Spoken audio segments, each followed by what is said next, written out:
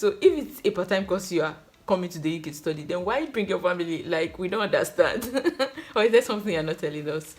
Hello there, welcome to our YouTube channel. My name is Comfort Gideon, and today I'll be sharing with you common facts about the schools in the UK that most people don't talk about. So if this sounds like something you're interested in, do hit the subscription button to subscribe to this channel, watch this video to the end, like this video, and share this video with as many people that are looking for this information. So let's get started. I've heard a lot of people asking me questions since I started posting content in this particular area. They don't know what to do, they don't know what to expect, and all of this kind of stuff. So today, the very first thing I want to tell you about the schools in the UK is that it does not require an application fee for you to apply. So unlike the schools in US, in Canada, where you have to pay a certain amount during the process of your application to even be considered for an admission, the schools in the UK are different. It does not require 1 penny from you as an application fee to apply before you get admission to study. All right, so that's one important thing people don't know. And the second thing that about the schools in the UK is that you can apply to more than one school at a time. It's your choice really, because they don't require you to pay anything for the application fee. You can apply to as many schools as you want at a time, yeah, and it gives you the flexibility to choose when you start getting the offers for admission. You get to see their terms and conditions, you get to see their mode of payment, you get to see different things about the school. Then at that particular point, you can decide to make a decision to say, okay, I want to study in this particular school because of so reason. You'll be able to make more informed decision once you have different offers from different schools. And the very next thing I want to talk about is that you can use one transcript to apply to more than one school in the UK. So I know some schools require you to ask your institution, undergraduate institution, to send your transcript to them, and the downside of that is that you pay for it from your undergraduate school if you want to send your transcript. So I know in some schools it can be as expensive as 20,000 naira. So what that means is that every time you need to apply to a school or apply request for your school to send your transcript to a school, you have to pay that amount per the number of schools you're applying to. So you can imagine how much that will cost you, right? So we requested for our own copy of the transcript from our institution, and we used it to apply to more than 10 schools, and trust me, I got more than 10 admission offers to study in the school in the UK. And you can imagine how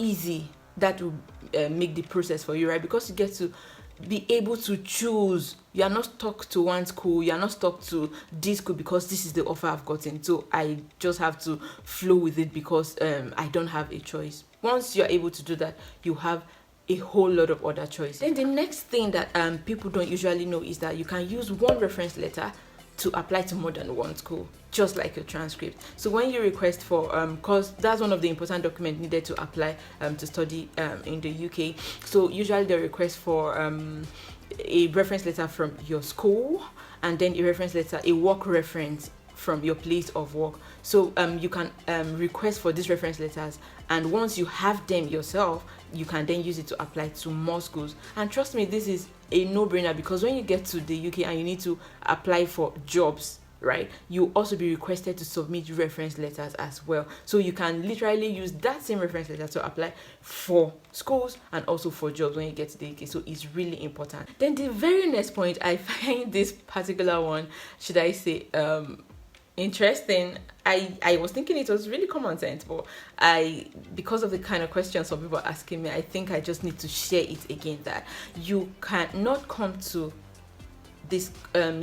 study in the UK with dependents on a part-time course. Yeah, so for you to be able to bring your dependents, your family, you have to be studying on a full-time course.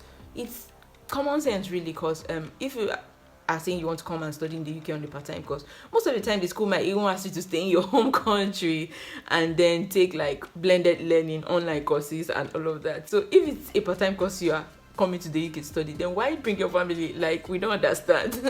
Or is there something you're not telling us? So that's one thing you need to take note of when making the decisions for coming to study in the UK. If it's a part-time course you're choosing, then you might or will most likely not be allowed to bring dependents or your family with you during the period of your study. Then the very next thing that that I feel I should share with you is that, which most people don't know, is that you can come to the UK to start studying even without completely paying your tuition fees. Yeah, so most people, when they hear like the amount it will cost you to study on particular courses in the UK, or the tuition fees for certain institutions, they get alarmed and like, that's serious money, where do I get that kind of money from, and all of that. Or what they don't really know, what you don't really know, is that you can come to the UK to start studying once you have paid your deposit or a particular amount that is agreed by the school. Then when you come to the UK, finally you can start paying the balance of your tuition in installments. This, I believe, should help you in making your decision, in guiding your decision making process concerning the schools in the UK. So if you are still in that place of decision making, I hope this video has been able to open your eyes to some questions that you may have. If you've watched this video to this point and you've not subscribed to this channel, what are you waiting for? Hit the subscription button below to subscribe to this channel. Turn on your notification bell to get notified the moment we post new content. Share this video with as many people that are looking for this information. Like this video, comment on this video if you have questions, and I promise you I'll answer all of your questions. All right, so until I come your way again, I remain Comfort Gideon. Bye bye.